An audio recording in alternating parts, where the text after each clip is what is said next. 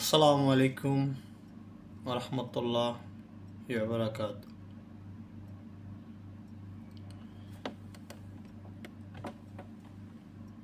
আজকে যমুনা টিভিতে একটা নিউজ দেখলাম। নিউজটা হলো যে মুসলিমরা খুব সহজ একটা কাজ করতে পারলেই ভেঙে যেত ইসরায়েলের কোমর।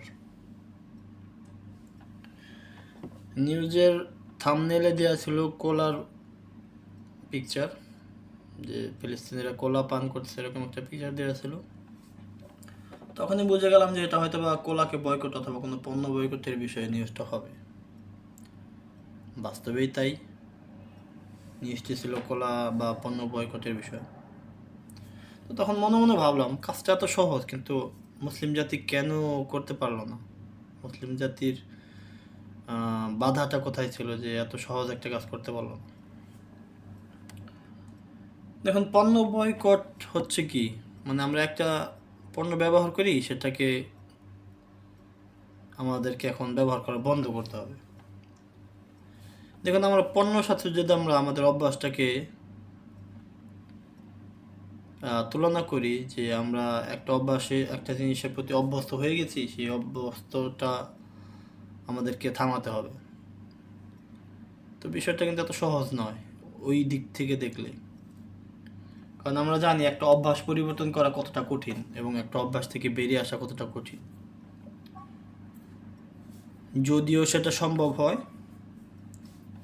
সেটি খুব সাধনার পর এবং দীর্ঘ সময়ের পর একটি অভ্যাস ত্যাগ করা যায়।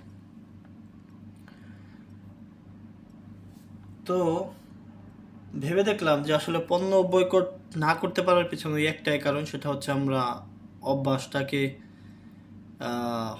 হঠাৎ করেই আমরা চাচ্ছিলাম যে একটা অভ্যাস, আমরা একটা পানীয় খাই, সে পানীয়টা আমরা এখন খাবো না, খাওয়া বন্ধ করে দেবো। বিষয়টা এত সহজ নয় যে চাইলে আমার বন্ধ হয়ে গেল।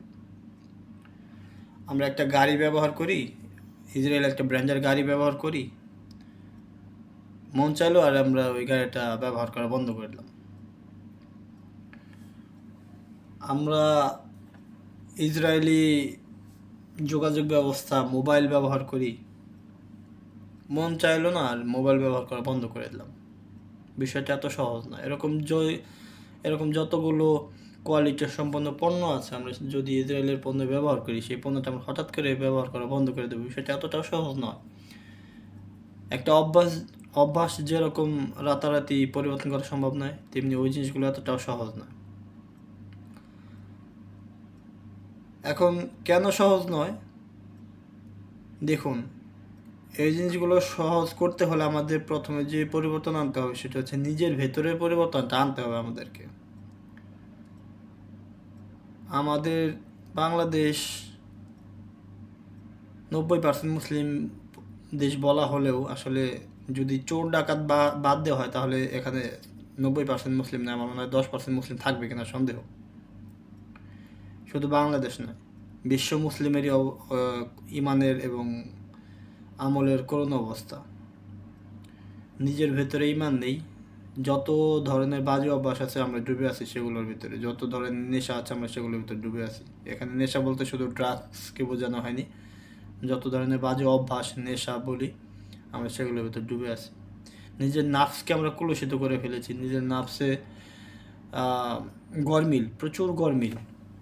ঠিক আছে, সরি আমার ব্যাটারি লো দেখাচ্ছে।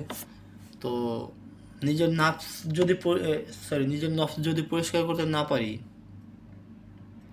নিজের নফসের ভিতরে যে বাজে অভ্যাসগুলো আছে সেগুলো যদি পরিবর্তন না করতে পারি, তাহলে ওই জিনিসগুলো পরিবর্তন করা এতটাও সহজ নয়।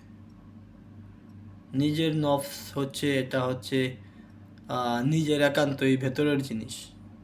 এটা আপনার যদি কঠোরভাবে চেষ্টা করেন তাহলে সম্ভব। কারণ আপনি যদি আপনার নফসকে পরিবর্তন করেন, আপনার কোনো ক্ষতি হবে না, বরং লাভই হবে। ঠিক তদ্রূপ আমরা যে পণ্যগুলো ব্যবহার করি ইসরায়েলের, এগুলো যদি হঠাৎ করে ব্যবহার করা বন্ধ করে দেয়, এটা খুবই কঠিন হয়ে যায় আমাদের জন্য, জীবনমান চলার জন্য খুব কঠিন হয়ে যাবে। ঠিক আছে, তো সুতরাং এটার চাইতে নফসকে পরিবর্তন করা সহজ বেশি, যেটা আমরা এখনও করতে পারিনি। তো নফসের হেফাজত না করতে পারে নিজের ভেতরের বাজে অভ্যাসগুলো পরিবর্তন না করতে পেরে, এত সহজ একটা জিনিস না করতে পেরে আমরা কীভাবে একটা কঠিন একটা কাজ করব?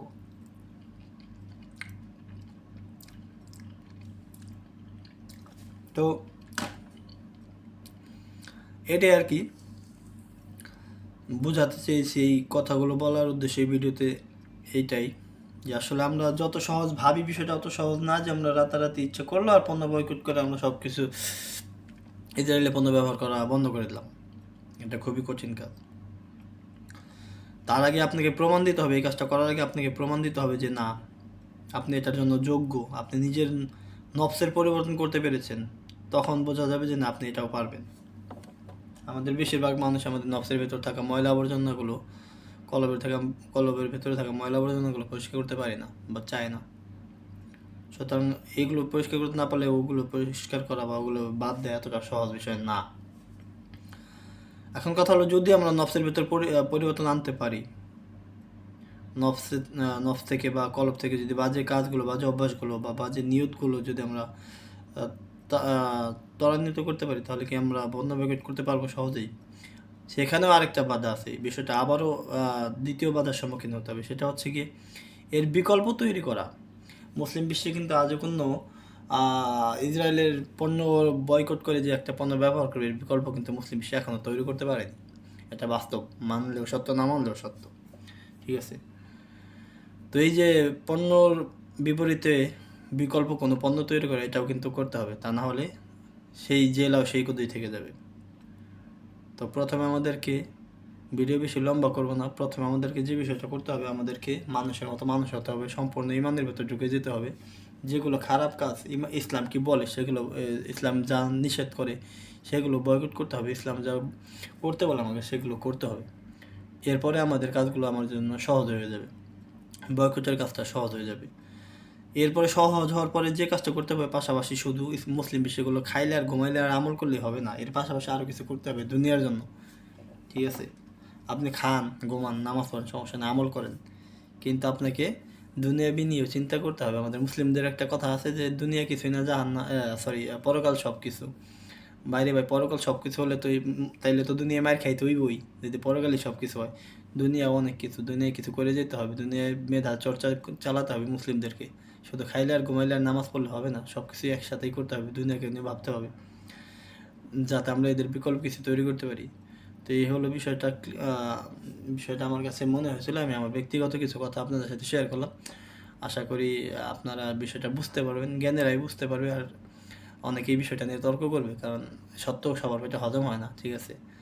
কারণ তারা চায় রাতারাতি সব কিছু হয়ে যাক, এবং কোনো কিছু বুঝি না, আগে করে কিছু বুঝি না, শুধু বয়কট চাই। ভাই, বয়কট করতে হলে অনেক কিছু হিসাবপাতি আছে, এগুলো মিলিয়ে তারপর গিয়ে বয়কট করতে হবে, তা না হলে জেলা সেই কুদুই থেকে যাবে। আসসালামু আলাইকুম রহমতুল্লাহ বরকাতুহু।